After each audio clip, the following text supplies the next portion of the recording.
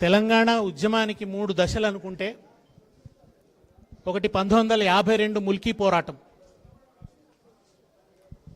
రెండవది 1969 తొలి దశ తెలంగాణ పోరాటం, మూడవది మనందరం భాగస్వాములమైన మలిదశ తెలంగాణ పోరాటం. ఈ 3 పోరాటాలలో జీతా జాగ్తా గవా, సజీవ సాక్షి, కర్మసాక్షి, ఉద్విగ్న భాగస్వామి ఆచార్య కొత్తపల్లి జయశంకర్ గారు. 52 ఉద్యమంలో ఉన్నారు ఆయన.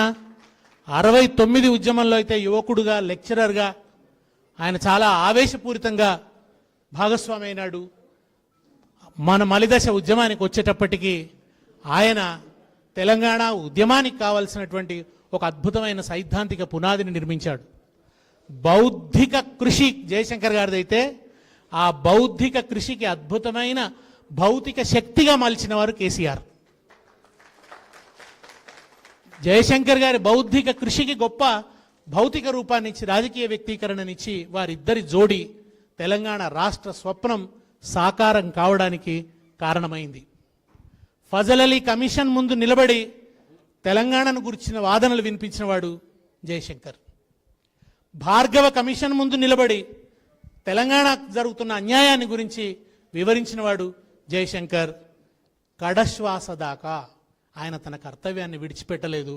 క్యాన్సర్ వచ్చి కడుపులో నొప్పి ఉన్నా, బాధ ఉన్నా, ఆయాస పెడుతున్నా, మృత్యువు జానెడంత దూరంలో ఉన్నప్పుడు కూడా కృష్ణ కమిటీ ముందు నిలబడి, ఇక్కడ మన శ్రవణ్ గారు కూడా మన ఉన్నారు, ఎమ్మెల్సీ గారు, వారిద్దరు కలిసి రూపొందించారు కృష్ణ కమిటీకి సంబంధించినటువంటి రిపోర్ట్. ఒక ఉద్గ్రంథం లాంటి రిపోర్ట్ తయారు చేశారు. ఆ రిపోర్ట్ను కృష్ణ కమిటీ ముందు పెట్టి, కృష్ణ కమిటీ ముందు కూడా కేసీఆర్ గారితో కలిసి వాదనలు వినిపించారు జయశంకర్ సార్. తన యావత్ జీవితాన్ని తెలంగాణ కోసం ధారపోశాడు ఆయన. ఒకే ఒక్క ఎజెండాతో జీవించాడు. జీవితమంతా ఒకటే ఎజెండా, వేరే ఎజెండా లేదు.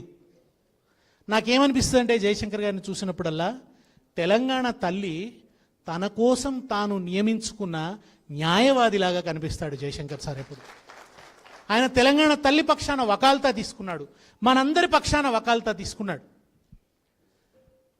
ఆయన 69 ఉద్యమం విరామానికి గురైనప్పుడు జయశంకర్ గారు ఎప్పుడు ఒక మాట అనేవారు, తెలంగాణ ఉద్యమానికి విరామమే తప్ప విరమణ లేదు అనేవారు. విరామమే తప్ప ఎప్పుడు విరమణ జరగలేదు. జయశంకర్ గారి కృషికైతే విరామము లేదు, విరమణ లేదు. రావాడ సత్యనారాయణ గారని ఉస్మానియా యూనివర్సిటీ వైస్ ఛాన్సలర్ 69లో ఆయన జయశంకర్ గారిని పిలిచి, మీరిట్లా ఆవేశపూరితంగా విధ్వంస కార్యక్రమాలో లేకుంటే పిచ్ బ్యాట్లింగ్ చేస్తేనో తెలంగాణ రాదు. తెలంగాణ రావటం వెనుక ఉన్న న్యాయమైన కారణాలు ఏమున్నాయో అవి మీరు ప్రజలకు వివరించాలి, ఎజెండా మీదకి చర్చలోకి తీసుకురావాలి, దానికి ఒక భావజాల రూపాన్ని ఇవ్వాలి, ఆవేశం ఒక్కటే సరిపోదు అని రావాడ సత్యనారాయణ గారు చెప్తే, ఆ 69 ఉద్యమ సందర్భంలో ఒక దీక్ష తీసుకున్నాడు ఆయన. ఆ రోజు నుంచి మరణించేంత వరకు కూడా ఆ దీక్ష నుంచి, ఆ ధర్మ దీక్ష నుంచి, ఆ ధర్మాగ్రహం నుంచి, ఆ సత్యనిష్ట నుంచి ఆయన ఇసుమంత కూడా పక్కకు జరగలేదు. రాస్తూనే పోయినాడు. తెలంగాణకు జరుగుతున్న అన్యాయాలన్నీ చిత్రగుప్తుడు ఎట్లయితే పాపాలు రాసి పెడతాడంటారో, ఆంధ్ర వలసవాదం పాపాలని జయశంకర్ సార్ అట్లా రాసుకుంటూ పోయిండు. ఆయన నీళ్ల గురించి చెప్తే ఒక ఇంజనీర్ లాగా రాసిండు. ఆయన ఆర్థిక విషయాల్లో జరిగిన దోపిడీ గురించి చెప్తే ఒక ఆర్థికవేత్తలాగా రాసిండు. ఆయన సాంస్కృతిక విషయాలు, సాహిత్య విషయాలు మాట్లాడితే ఒక భాషా కోవిదుడిలాగా, సాహిత్యవేత్తలాగా మాట్లాడిండు ఆయన. చాలా ఆశ్చర్యం కలుగుతుంది. అంటే ఎంత పరిశ్రమ చేశాడు ఆయన. ఎవరి కోసం చేశాడు ఆ పరిశ్రమ? దాంట్లో తనదైన ప్రయోజనం ఇసుమంత కూడా లేదు. 69 ఉద్యమ సందర్భంలోనే ఆనందరావు తోటానే ఆయన మిత్రుడికి జయశంకర్ గారికి టికెట్ ఇస్తామంటే, ఒకరికి జనగామ నుంచి ఒకరికి భువనగిరి నుంచి టికెట్ ఇస్తామంటే ఆయన వద్దన్నాడు.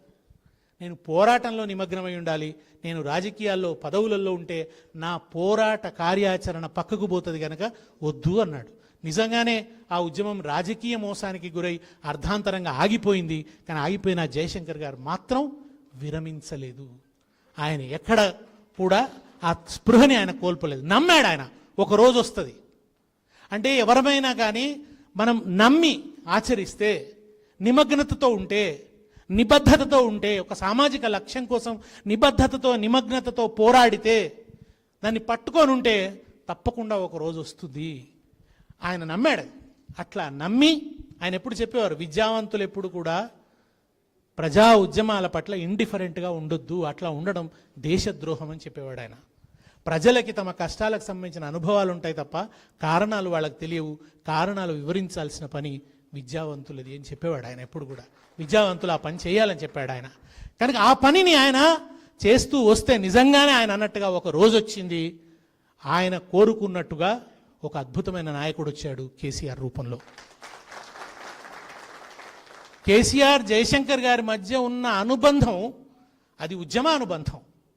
జయశంకర్ గారిని ఒక ఫాదర్లీ ఫిగర్ లాగా చూసేవారు జయశంకర్ గారు, కేసీఆర్ గారు. ప్రతి సభలో ఆయనకు పాద నమస్కారం చేసిన తర్వాతనే సభ మొదలయ్యేది. ఒక్క సభా సందర్భంలోనే కాదు, రాజకీయ సందర్భంలోనే కాదు, ఇంట్లో ఏ సందర్భమైనా తండ్రిగా జయశంకర్ గారిని గౌరవం, అది కేటీఆర్ గారు కావచ్చు, అది హరీష్ రావు గారు కావచ్చు, అది సంతోష్ కావచ్చు, కవిత గారు కావచ్చు, ఎవరైనా కావచ్చు, ఆయన పాదాలకు ప్రణమిల్లేవారు. శోభమ్మ గారు కూడా ఆయన కన్న కూతురులాగా ఉండేవారు. ఆయన అంతిమ ఘడియల సందర్భంలో శోభమ్మ గారి చేయి పట్టుకొని దుఃఖంతో, అమ్మా ఈ చేత్తో నాకు ఎన్నిసార్లు అన్నం పెట్టావమ్మా అని ఏడిచాడు ఆయన జయశంకర్ సార్.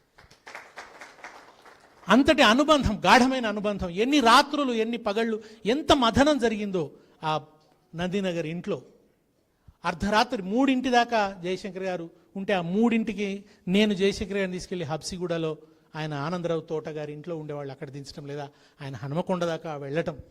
కేసీఆర్ గారు ఎన్నోసార్లు మీకు కారు ఉండాలంటే కూడా, వద్దు నాకెవరున్నారు, నేనే ఒంటరివాడిని, నా పనే నాకు కష్టం, ఇంకా డ్రైవర్ ఉంటే ఆయన ఎవరు చూస్తారు, కనుక నాకు కారు కూడా వద్దని ఆయన చాలా నిరాడంబరంగా జీవించినాడు. చివరి దశలో నేను అడిగాను, సార్ మీ జీవితం గురించి మీరేమనుకుంటారంటే, నాకు నా వ్యక్తిగత జీవితంలో సంతృప్తి లేదు, నేను అనుకున్నది జరగలేదు, నేను ఆ విషయంలో కొంత ఫెయిల్ అయ్యానని అనుకుంటాను. నా వృత్తిగత జీవితం నాకు గొప్ప సంతృప్తినిచ్చింది, వీసీగా నేను చాలా ఆ యూనివర్సిటీ అభివృద్ధి కోసం కృషి చేశాను, అన్నిటికంటే మించిన తృప్తి ఇచ్చింది నా సామాజిక జీవితం అన్నాడు. సామాజికంగా తెలంగాణ కోసం నేను పోరాడాను. డిసెంబర్ 9 ప్రకటన తర్వాత జయశంకర్ గారికి తెలంగాణ వచ్చి తీరుతుందనే నమ్మకం కలిగింది ఆయనకు. ఇంకొకటి కూడా ఏమిటంటే, డిసెంబర్ 9 ప్రకటన చిదంబర్ నోట ఏదైతే పలికిందో దాన్ని రాసింది కూడా జయశంకర్ గారే, దాన్ని రాసి అక్కడికి పంపించింది కూడా జయశంకర్ గారే. ఆయన సంతృప్తి పడ్డాడు, తెలంగాణ వచ్చిందన్న సంతృప్తిని ఆయన పొందాడు. ఇక దీన్ని ఎవరు ఆపలేరు, ఇది అనివార్యం, ఇది తుఫాను, దీనికి అడ్డం నిలబడ్డవాడు కొట్టుకపోతాడు తప్ప ఈ తుఫాను మాత్రం ఆగేది కాదు అనే నమ్మకం జయశంకర్ గారికి కలిగింది. జయశంకర్ గారు ఈ హాల్లో నిలబడి ఆయన ఆలోచనల కాంతి పుంజాల్ని ఎన్నోసార్లు ఇక్కడి నుంచి ఆయన వెదజల్లాడు. ఇక్కడి నుంచే నారు పోసిండు, ఇక్కడి నుంచి నీరు పోసిండు. ఎన్ని వందల సభల్లో ఇక్కడ ఆయన మాట్లాడినాడో, తెలంగాణ రాష్ట్ర సమితి వేదికల మించి ఎన్నిసార్లు ఉపన్యాసాలు ఇచ్చినాడో, ఎంత జాగ్రత్త పరిచినాడో మనందరినీ కూడా. అది కేటీ రామారావు గారైనా, హరీష్ రావు గారైనా, మరి ఎవరైనా సరే అసెంబ్లీలో మాట్లాడాలనంటే జయశంకర్ గారి దగ్గర కూర్చొని ఆయన ఇచ్చే ఇన్పుట్స్ తీసుకొని, ఆయన దగ్గర సందేహ నివృత్తి చేసుకొని, ఆయన ఆశీర్వాదం తీసుకొని అసెంబ్లీలోకి వెళ్ళి మాట్లాడితే అసెంబ్లీ ఇటుకలు కూడా జై తెలంగాణ అని నినాదం ఇచ్చినాయి. అటువంటి ఒక భావజాల స్ఫూర్తినిచ్చాడు ఆయన.